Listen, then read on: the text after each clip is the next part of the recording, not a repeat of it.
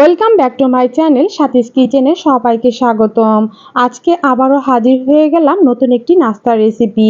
এটি সকাল বিকালে বা টিফিনের জন্য একদম হেলদি একটা নাস্তার রেসিপি। আর এই নাস্তাটা তৈরি করা অনেক সহজ, খেতে ভীষণ মজা। আর অল্প তেলে এই নাস্তাটা আমি তৈরি করেছি, এজন্য খুবই হেলদি এবং বিভিন্ন ধরনের সবজিও ব্যবহার করেছি। তোমরা পুরো রেসিপিটা দেখলেই বুঝতে পারবে যে কতটা স্বাস্থ্যকর এই নাস্তাটি। চলো দেখা যাক ঝটপট কিভাবে এই নাস্তাগুলো তৈরি করলাম। প্রথমে 1 কাপ পরিমাণের আমি এখানে ময়দা নিয়েছি, তোমরা চাইলে এখানে আটাও দিতে পারো।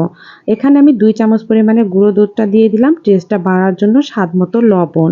এখন পানি দিয়ে আমি একটা ব্যাটার তৈরি করে নেব প্রথমেই। আর এই ব্যাটারটা কিন্তু একেবারে ঘন হবে না, পাতলা এবং ঘন দুটোই থাকবে।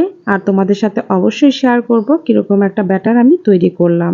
তাই ভালো করে হ্যান্ড ব্লেন্ডারে দিয়ে আমি মিক্সড করে প্রথমেই ব্যাটারটা তৈরি করে নিচ্ছি। দেখো বন্ধুরা, এরই ফাঁকে কিন্তু আমার ব্যাটারটা একদম রেডি হয়ে গিয়েছে। আমি দেখিয়ে দিচ্ছি কতটা পাতলা এবং ঘন, এই যে দেখতেই পাচ্ছ। এখানে পুর তৈরি করার জন্য নিয়েছি একটা শসা কুচি, একটা গাজর কুচি, একটা টমেটো কুচি, আর নিয়েছি ধনেপাতা কুচি, একটা পেঁয়াজ কুচি, কিছু কাঁচামরিচ কুচি। আর দিয়ে দেবো ফ্রাই প্যানে 1 টেবিল চামচ রেগুলার সয়াবিন তেল। তোমরা চাইলে এখানে এক্সট্রা ভার্জিন অলিভ অয়েলটাও দিতে পারো। পেঁয়াজ কুচি এবং মরিচ কুচি দিয়ে একটু নেড়ে চেড়ে নিচ্ছি প্রথমেই। এই নাস্তাটা কিন্তু আমি খুবই অল্প তেলে রান্না করব এবং তৈরিও করে দেখাবো। যেহেতু আমরা সকালে বা টিফিনে এই নাস্তাটা বেশি তৈরি করে থাকি, তাই অল্প তেল দিয়েই তৈরি করার চেষ্টা করি। 2টো ডিম আমি দিয়ে দিলাম এর মধ্যে। এখন ভালো করে নেড়ে চেড়ে নেব। ভালো করে স্প্যাচুলার সাহায্যে নেড়েচেড়ে আমি ডিম দুটোকে ভেঙে একটা ঝুরি করে নিচ্ছি। আর ভালো করে ভেজে কাঁচা গন্ধটা দূর হলে এর মধ্যে দিয়ে দিব সেই শসা কুচি, টমেটো কুচি আর গাজর কুচি। দিয়ে দিলাম কিছুটা পরিমাণের গোলমরিচের গুঁড়ো। এখন ভালো করে নেড়েচেড়ে আমি একটু সিদ্ধ করে নেব। এটা কিন্তু একেবারে রান্না করার কোনো প্রয়োজন নেই। ঢাকনা দিয়ে ঢেকে আমি 2 থেকে 3 মিনিট পরে ঢাকনা খুলে নেড়ে নিচ্ছি।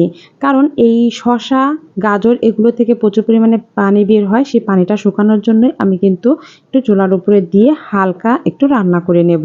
দিয়ে দিলাম ধনিয়া পাতা কুচি। আর ধনিয়া পাতা কুচিটা দেওয়ার কারণে কিন্তু অনেক সুন্দর একটা স্মেল বের হয় এই নাস্তা থেকে। এখন ভালো করে নেড়েচেড়ে নামিয়ে নেব। একেবারে পানি দিয়ে কোনো রান্না করার দরকার নেই। ঝরঝরে একটা আমি পুর রেডি করে নিলাম। অন্যদিকে যে ব্যাটারটা আছে সেটা কিন্তু ফ্রাই প্যানে দিয়ে আমি একটা রুটির মতো এটা বানিয়ে নেব। অনেক সময় দেখা গেছে একটা গ্রাম্য ভাষায় কিন্তু এটা চাপড়িও বলে থাকে, সেগুলোই তৈরি করে নেব। মানে একটা করে রুটির মতো আমি বানিয়ে নিচ্ছি প্রথমেই। দেখতেই পাচ্ছেন বন্ধুরা কিভাবে আমি তৈরি করছি। আমি কিন্তু আবারও দেখিয়ে দেব কিভাবে তৈরি করলাম। উল্টিয়ে পাল্টে নিয়ে এটা ছেঁকে নিচ্ছি আর এটা তুলে নিলাম। আরও একটা তৈরি করে তোমাদের সাথে শেয়ার করছি। ব্যাটার থেকে কিছুটা পরিমাণে আমি ফ্রাই প্যানে দিয়ে এরকম গোল করে প্রথমেই দিয়ে দিচ্ছি। আরও একটা কথা বন্ধুরা, এই ফ্রাই প্যানে কিন্তু তোমরা একটু তেল ব্রাশ করে নেবে, এতে করে কিন্তু খুব সহজে এগুলো উঠে যাবে, লেগে যাবে না। উপরের অংশটা ভালো মতো হয়ে গেলে ওই পিঠটা একটু উল্টে দিতে হবে। 1 থেকে 2 মিনিটের মতো লাগবে প্রতিটা শিট তৈরি করতে। এইভাবে কিন্তু আমি ব্যাটার দিয়ে অনেকগুলো শিট তৈরি করে নেব। এখন আমি নাস্তার শেপটা দিয়ে নিচ্ছি। একটা শিট আমি নিয়ে দেখো বন্ধুরা এর মধ্যে পুরটা দিয়ে দিচ্ছি, যে পুরটা আমি রেডি করেছি। আর এই পুরটা কিন্তু অবশ্যই ঠান্ডা করে নিতে হবে। ঠান্ডা হলে এর মাঝে দিয়ে আমি এখন নাস্তার শেপটা দিয়ে দেব। আর কিভাবে দিচ্ছি অবশ্যই তোমরা লক্ষ্য করবে, তাহলে তোমরাও খুব সহজেই এটা তৈরি করতে পারবে। কিছুটা ব্যাটার কিন্তু আমি তুলে রেখেছিলাম, ময়দার যে ব্যাটারটা, এটা এখন আঠার কাজ করবে। এক সাইডে একটু উল্টিয়ে আমি উপরে দিয়ে কিভাবে দেখো লাগিয়ে দিচ্ছি। আর এটা কিন্তু প্রচুর আঠার কাজ করবে, নাস্তাগুলো খুলে যাবে না।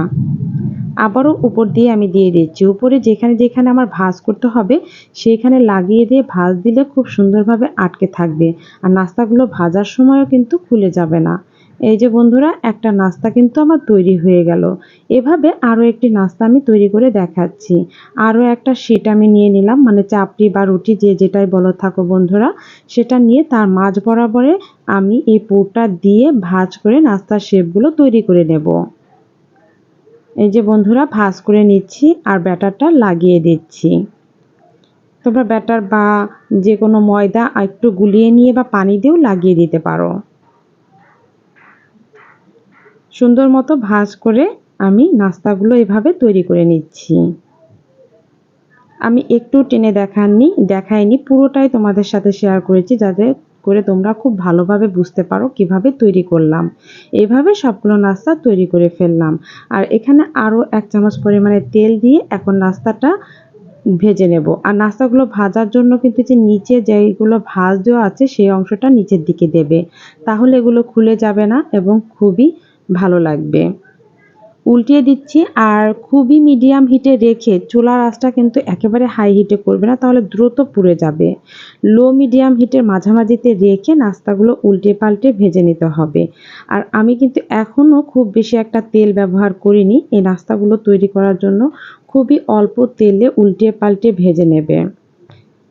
আর এই নাস্তাগুলো কিন্তু তুমি সকালে বা রাতেও দিতে পারো, যে কোনো সময়ে খাওয়া যেতে পারে আর খেতে হয় খুবই টেস্টি।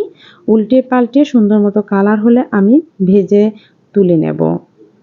বন্ধুরা, এই নাস্তাগুলো কিন্তু তৈরি করা খুবই সহজ। এ পর্যন্ত যারা এখনও আমার নাস্তার ভিডিওটা দেখছো তারা একটু লাইক, কমেন্ট, শেয়ার করে দিও। একে একে সব নাস্তাগুলো তুলে নিলাম।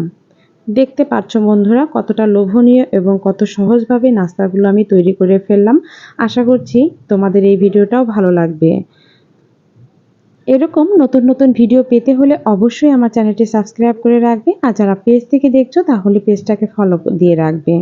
সবাই ভালো থাকবে, সুস্থ থাকবে। আবারও নতুন রেসিপি নিয়ে হাজির হয়ে যাব তোমাদের মাঝে। সে পর্যন্ত সবাই ভালো থাকো, সুস্থ থাকো। আল্লাহ হাফিজ।